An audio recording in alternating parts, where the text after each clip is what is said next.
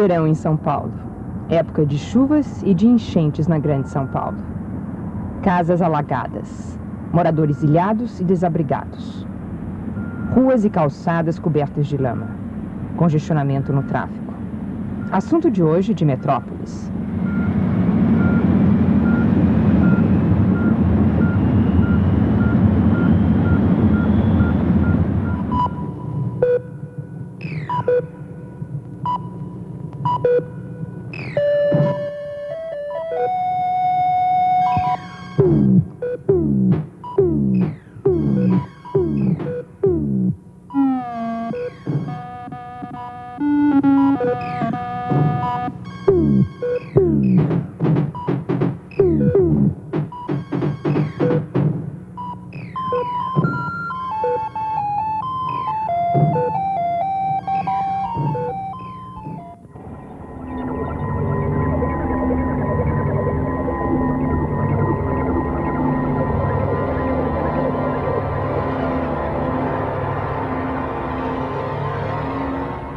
A cada ano, o drama se repete. Estas imagens são do último verão em São Paulo.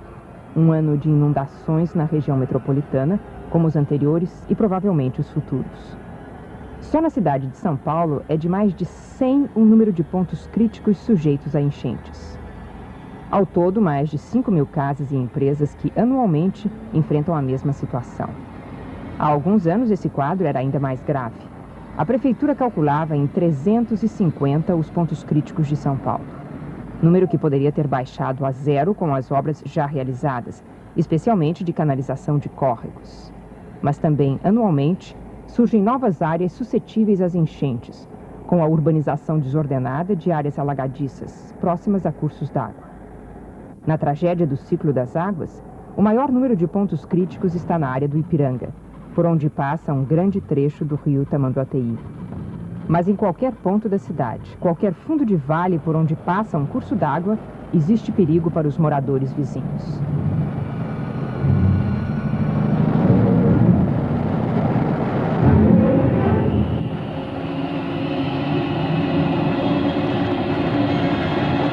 Mais calma já depois da enchente? Um pouquinho mais. Pouco mais calma, mas ainda o coração está batendo. Como é que foi aqui a água? Encheu muito a sua casa? Encheu, chegou a 1,5 metro no quintal. Saímos com água pelo pescoço, né? Que horas era, dona Iraci? Era 00:30, né? A 1 hora nós conseguimos sair daqui.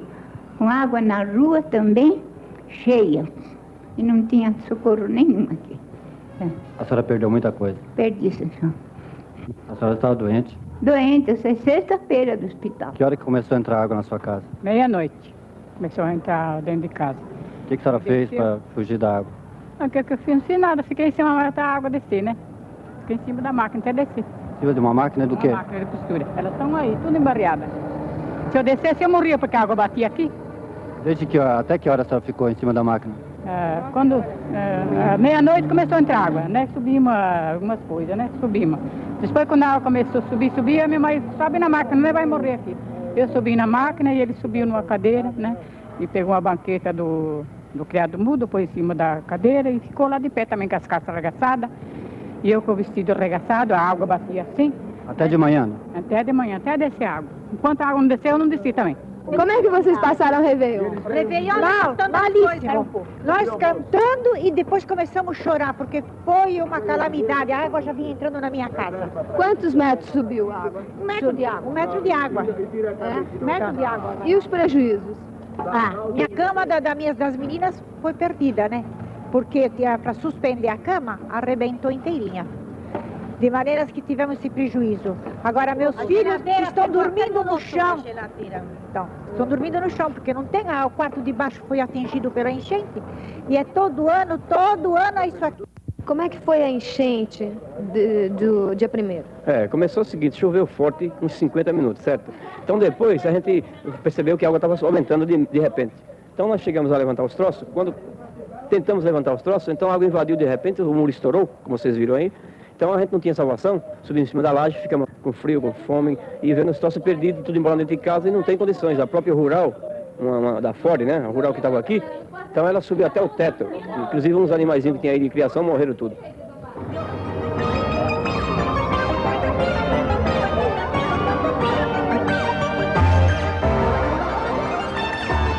Esses móveis estão por aqui, são da senhora?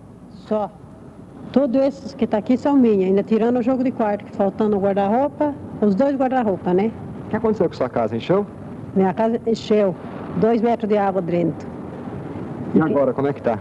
Agora tá, a metade tá caída, né? Caiu a casa? Caiu. Como é que aconteceu? O enchente derrubou. E o que derrubou principalmente, assim? Como? Que cômodo derrubou? Quarto, cozinha? Quarto. Derrubou o quarto e quase destruiu a parte da sala e a porta da cozinha. Alguém se machucou? Não. Como é que a senhora vai fazer agora? Sair da minha casa, sair de lá, né? Vai procurar outro lugar para morar? Vou. Perto de córrego mesmo? Agora tem que ser serra. Sempre acontece isso aqui no frigorífico? Sim, na época de verão, que é a época das águas, sim. Mas não com este volume de agora.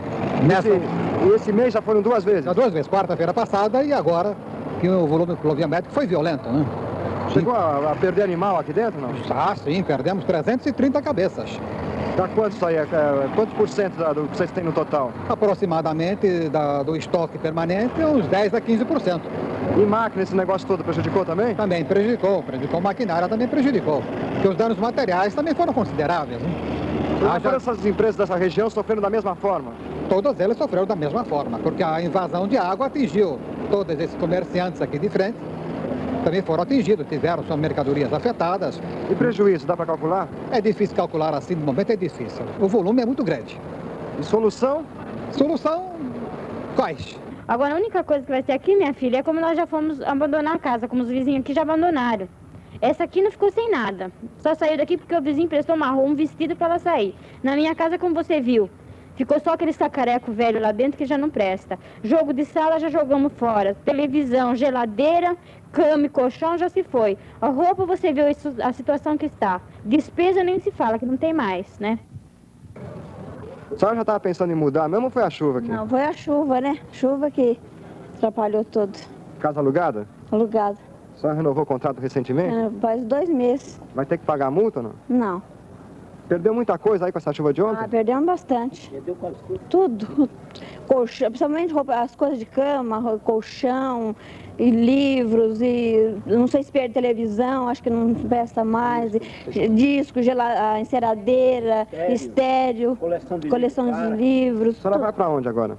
Não sei, tô ficando na casa da minha irmã, dormindo lá, deixo o resto das minhas coisas em outro lugar, na casa de um compadre em cima, assim. O senhor é proprietário da casa, vai ser difícil alugar agora? Bom, desse momento vai ser difícil ligar, né? Porque vai ser difícil alugar, porque do jeito que está, ninguém vai querer alugar essa casa, né? Com essa imundície que está aí, né? O prefeito aqui não resolve nada, só quer saber de imposto e mais imposto e olhar as ruas, olhar esgoto, ninguém olha.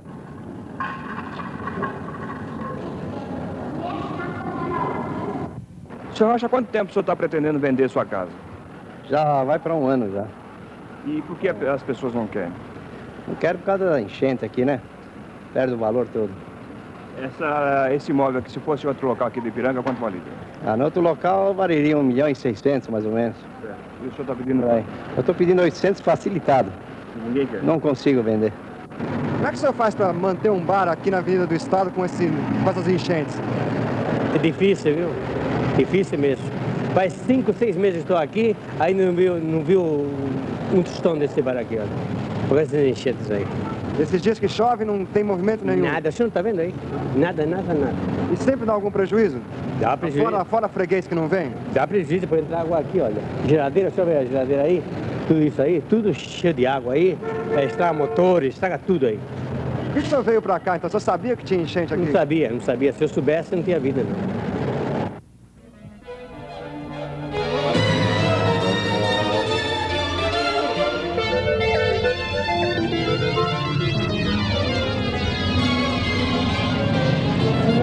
Pegar a sua direita do que a senhora seguir aqui.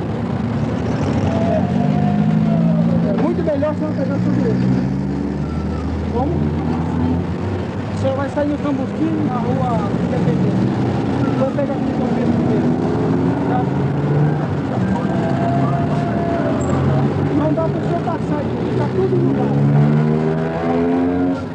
a ponte. Há quanto tempo o senhor está parado aí? 3 horas, né? Como é que o senhor está vindo? Do Rio. Aqui em São Paulo o senhor começou... Vila Maria para cá, esse troço aqui. 3h30 da Vila Maria até aqui? Até aqui, mais vendo. O senhor faz sempre esse trajeto? Quanto é que demora normalmente? Uns 20, 30 minutos, mais ou menos, por aí. Então.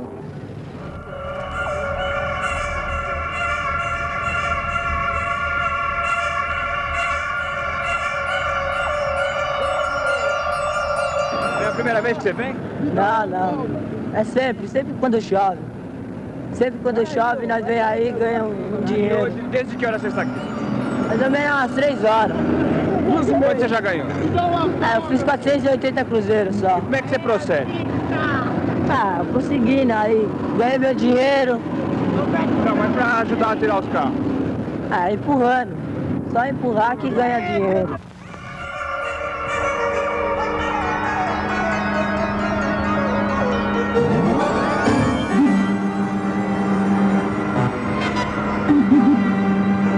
Recebeu que tipo de ajuda, dona Zuleide? Eu recebi uma cota da prefeitura, 5 quilos de arroz, 5 de feijão, 1 quilo de sal, 2 latas de óleo, 2 pacotes de fubá e 1 quilo de macarrão. Colchão, só não recebeu? Não, colchão eles ficaram de trazer, a hora que eu fiquei o dia todo na fila, mas quando chegou a minha vez, os colchões já tinham acabado. Não chegou a pedir nenhuma ajuda à prefeitura? Nada ainda não pediu e nem apareceu ninguém aqui a perguntar nada. A ajuda que eu recebi foi esses 2 cobertores aí, que aí 5 quilos de arroz, 5 de açúcar e 2 latas de óleo, foi o que eu recebi. Quantas pessoas moram na casa? 5. Você veio comer aqui por quê? Porque lá na minha casa não tinha. Perdeu tudo na enchente? Perdeu. E a sua mãe e seu pai? Minha mãe e meu pai estão no ginásio. E eles não vieram comer aqui? Não, minha mãe levou pra lá. Comida? O que sobrou lá na sua casa? Sobrou feijão e arroz só. Não, ela foi procurar. Dona Maria, há quanto tempo a senhora mora aqui no Ipiranga? Eu moro há 20 anos. E há quanto tempo a senhora enfrenta esse problema aqui? Dos anos pra cá, não é? Como é que a senhora se sente agora? Eu me sinto feliz de tanto trabalhar. É um barato.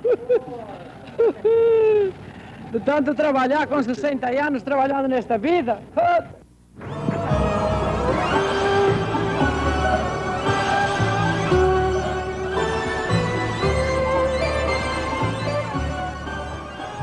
Está prevendo a enchente para o verão que vem? Sempre estamos prevenidos, viu? Porque essa enchente, toda vez que chove, ela vem mesmo, viu? Bem forte? Ela às vezes vem mais fraca, às vezes vem bem forte. E o ano passado? Teve diversas. Teve umas 4 enchentes aqui, em dezembro e janeiro. Houve muito prejuízo? O prejuízo foi regular, não foi muito grande, não, porque nós estávamos preparados já, né? Foram muitas modificações aqui por causa da enchente? Modificações completas aqui na frente. Tive que colocar essas comportas que o senhor está vendo, 70 centímetros, né? Quando ameaça a chuva, a senhora já coloca aí? Já coloco. Válvula de retenção no esgoto, nas águas pluviais. As válvulas que trabalho elas fazem? Elas retêm a água, só sai, entendeu? Elas não deixam entrar a água da enchente. O que acontecia com a água da enchente? Saía por onde? Saía pelos ralos. O senhor não acha incômodo ter de atravessar essa escadinha? Bom, incômodo dá, né? Mas é melhor deixar a escada e o muro ficar a essa altura, porque estou usando da enchente. Esse ano já deu umas 5 vezes. A não ser que ela esse ano ainda passou por cima, mas já deu em casa já uns 20 centímetros da casa da vizinha, que ainda para o meu quintal. Então deixa o muro assim mesmo e a escada continua mais para frente cada vez a mais, até encher a lua, né?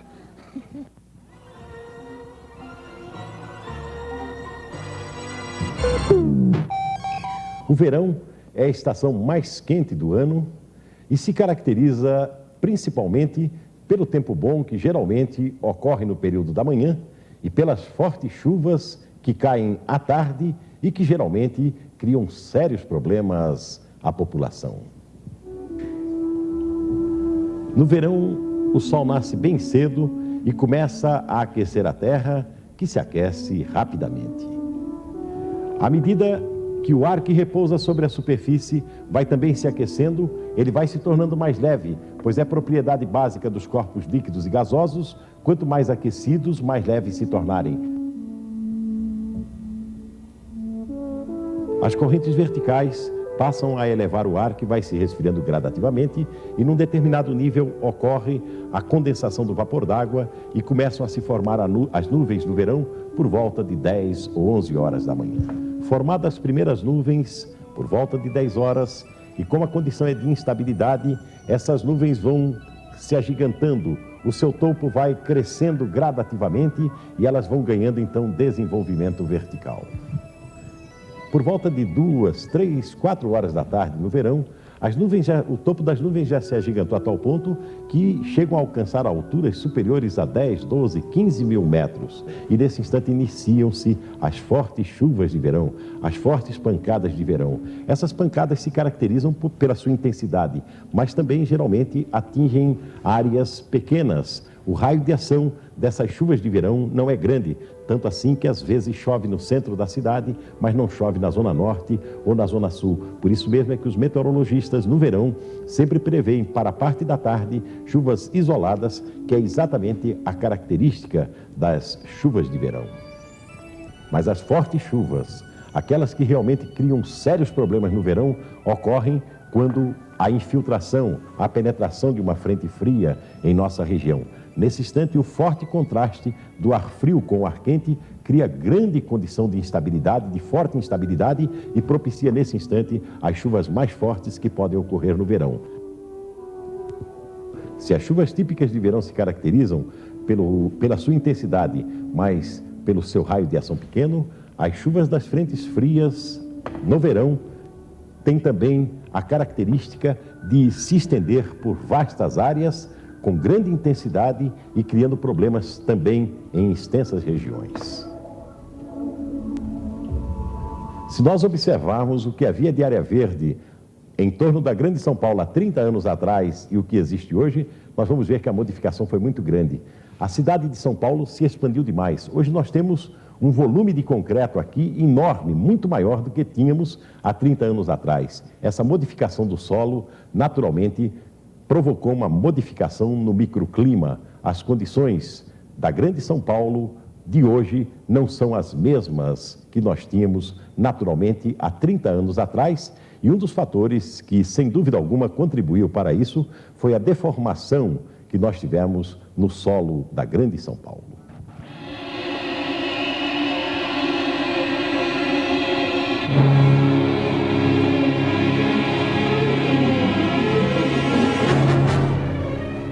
Em realidade, não é apenas o volume de chuvas que determina o aparecimento ou não das inundações. Todo um sistema de escoamento, representado por córregos e pelos 3 grandes rios da cidade de São Paulo, devem estar capacitados a receber e conduzir a carga de água recebida em sua área de influência. E a enchente ocorre quando isto não acontece. A enchente como fenômeno pode ser eliminada?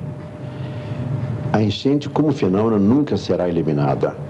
Nunca mesmo, porque a enchente ou cheia dos rios é um fenômeno natural, em contraposição à vazante.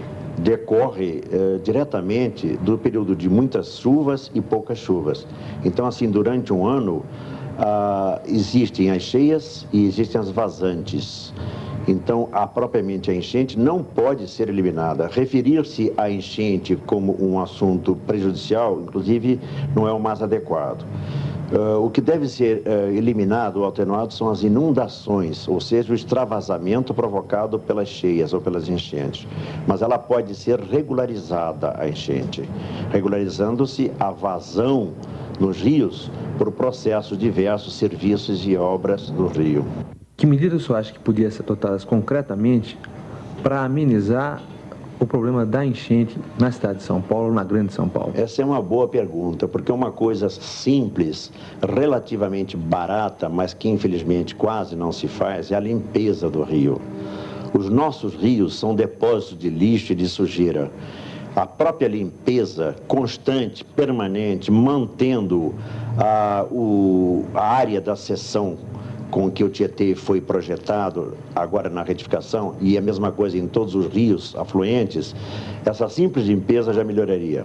Aumentar a infiltração decorrente no próprio solo da bacia. A urbanização provocou uma diminuição dessa infiltração.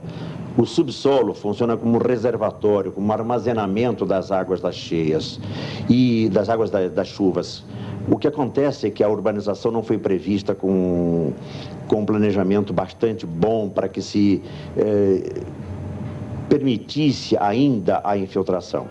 Então, deviam se reservar parques ao lado dos rios para aumentar a infiltração. Devia-se segurar as águas para cima da zona crítica. Devia-se aumentar o escoamento, aumentando a velocidade. Para aumentar a declividade do rio, precisaria destruir os travessões rochosos. Ou então, e sobretudo, melhorar a rugosidade das paredes do rio. O efeito da rugosidade no escoamento do rio é muito grande. Uma parede bem lisa, se fosse uma parede de asfalto, de concreto, daria maior escoamento às águas e as águas passariam mais depressa. Mas como nós temos o travessão rochoso em Boareri, que prende, e é um travessão rochoso natural, é o chamada Cachoeira do Penteado, que agora que está se pensando em destruir, remover com dragagens e com derrocamentos dessas rochas, então a rugosidade atrapalha muito. Isto é, então, em resumo, aumentar o escoamento, melhorando a rugosidade, tornando as paredes mais lisas, com menos atrito, aumentando a declividade, conservando o volume, a área da seção para aumentar o volume de escoamento, de um lado, e de outro lado, reter acima da área crítica, com barragens e regularizadoras. No Tietê, especificamente, o que está sendo feito agora?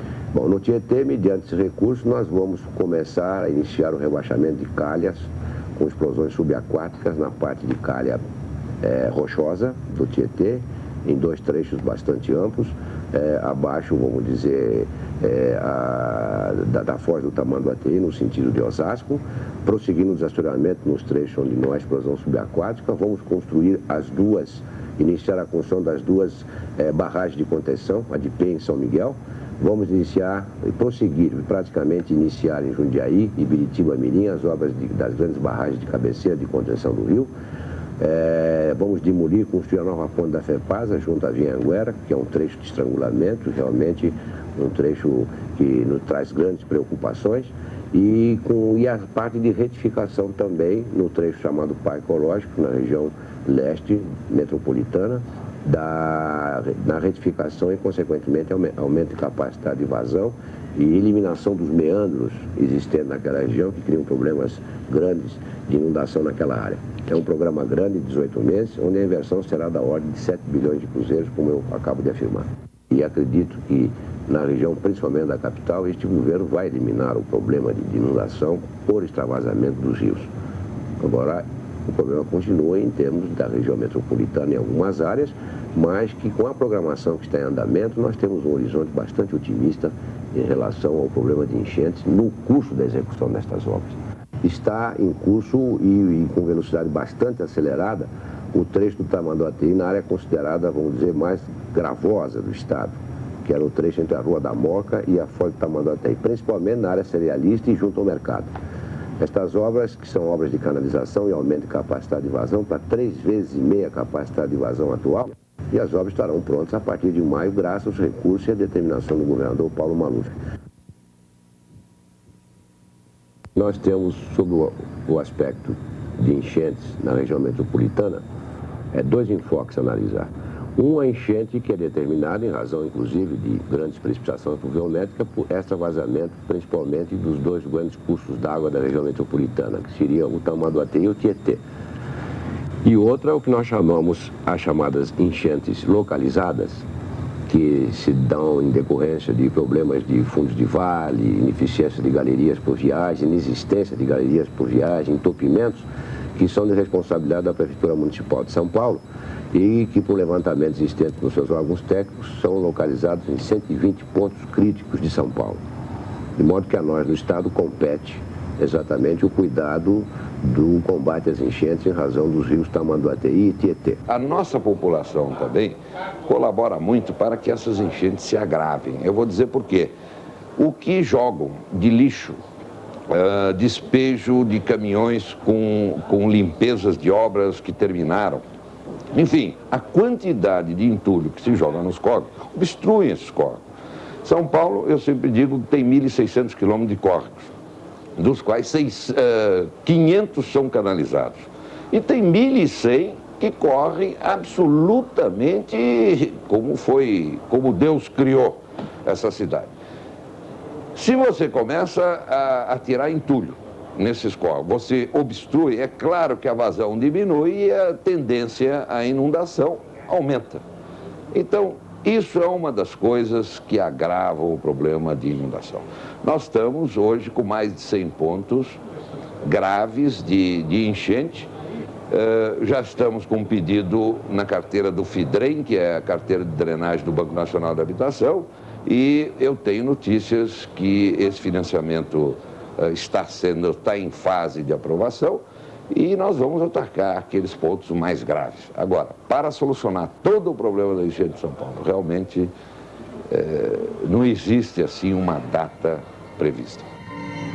As teses sobre o problema das enchentes em São Paulo oscilam conforme a época.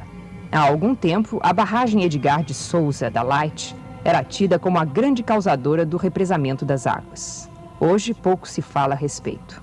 O ex-prefeito Olavo Setúbal chegou a afirmar que só em 20 anos o problema poderia ser eliminado de vez, período de tempo que os técnicos de hoje entendem ser absolutamente impossível de prever. Refletindo o medo de todos, o atual prefeito, ainda que otimista quanto ao futuro, sintetiza bem o temor que cada verão e suas águas representam para o morador desta cidade. Eu, pessoalmente, como prefeito de São Paulo, quando começa a chegar as estações das águas, começa a chegar novembro, dezembro, janeiro, fevereiro, toda vez que olho para o céu e vejo aquelas nuvens pretas, realmente me tira o sossego. Não tem solução o problema, não tem solução. Pelo menos a curto e a médio prazo não existe solução.